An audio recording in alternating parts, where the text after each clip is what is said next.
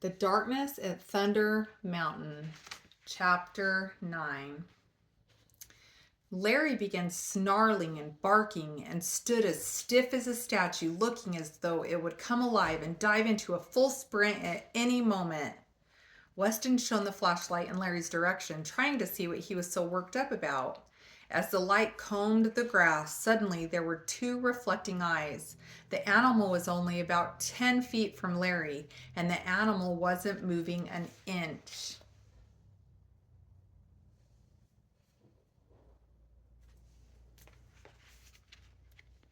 "Did you see that?" Weston nudged Lacie. "No, where?" Weston pointed into the grass. "Right there." Weston grabbed the top of Lacie's head and turned her in the direction of the glowing eyes. Lacie squinted her eyes and tilted her neck forward. "Whoa!" Lacie exclaimed as she caught a glimpse of the eyes in the grass. "What is it?" "I'm not sure," Weston said. "I think it could be a cougar or a mountain lion, but I've never seen one in real life before." Weston was thankful that Larry was defending them.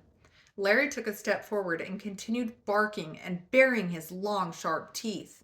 The animal crouched down further into the grass and moved closer. "I'm not sure, but it looks like this big cat isn't going to run away," Weston said. The cat crawled forward in slow motion, causing Larry to take a step back. This game couldn't last forever. Someone was going to make the first move, and they were going to fight, probably to the death. "What should we do?" Lacie asked with sincere concern for her new friend. "Let's start yelling. Maybe if the big cat thinks we are all against it, it'll run away."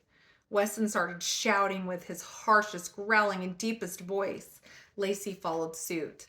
The cat immediately turned and started leaping through the grass to retreat.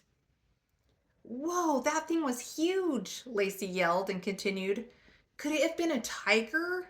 Weston chuckled. "No, but it was big. It was as big as Larry, and he's a big dog. It was probably a cougar."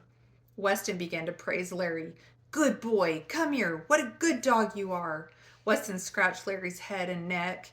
Larry panted and seemed to smile. "I wonder if that cougar was following us for a long time," Lacie asked. "Maybe," Weston answered and continued. "Hopefully it'll leave us alone now, with Larry by our side. I'm sure he's glad he's here to help us out." They continued walking, stopping every so often to shine the flashlight behind them and watching in the grass for any other predators, including Bo. Another streak of light shot across the night sky. This time Weston saw it. Whoa, that was not a shooting star. It was way too big, but way faster than a meteor. Weston had learned a lot about astronomy between school and scouts. "That's what I saw back up at the cabin," Lacie said excitedly. Larry didn't even seem to notice. He was too busy sniffing through the grass on the side of the dirt road to pay attention to the stars. Weston and Lacie stopped walking. Directly ahead of them, a beam of light about 6 feet off the ground began to slowly stretch down to the ground and widened as though a door were opening ahead of them. As the light widened, it became brighter until Weston and Lacie had to cover their eyes, peeking through their fingers to try and see what was happening. Larry stood between Weston and Lacie and was calm, which made Weston and Lacie feel more secure. They watched as a figure walking in the direction emerged from the bright, phenomenal doorway. It took her getting close enough until they recognized the woman before them. It was Geo.